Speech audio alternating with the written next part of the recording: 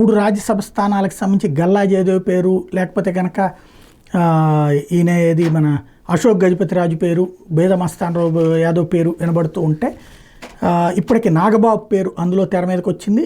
పవన్ కళ్యాణ్ అడుగుతున్నారు, బీజేపీ కూడా ఒప్పుకుంది అన్నటువంటిది. ఇందులో 3 తీసుకుంటారా లేకపోతే 1 తీసుకుంటారా అని తేలాలి.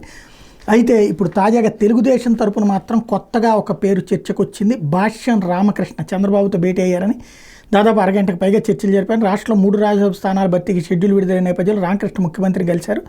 కాబట్టి భాష్యం పేరు కూడా రాజ్యసభ సీట్ల భర్తీలో పరిశీలనకు రావచ్చు అన్నటువంటిది ప్రచారం. ఆంధ్రజ్యోతి రాసింది కాబట్టి ఇక్కడ సాధారణంగా రాజ్యసభ సీటు అంటే ఒకటి రాజకీయ కోణంలో మనల్ని పార్టీ నమ్ముకున్న వాళ్ళకి ఇవ్వడం, రెండోది ఆర్థిక కోణంలో చూస్తుంటారు. ఒకప్పుడు పార్టీల కోణంలో చూసేవాళ్ళు, తర్వాత ఆర్థిక కోణంలో చూస్తూ వచ్చారు. 150 కోట్లు, 200 కోట్లు, 250 కోట్లు ఈ రేంజ్లోకి వెళ్ళినాయి. మరి ఇప్పుడు ఏం జరుగుతుందో చూడాలి.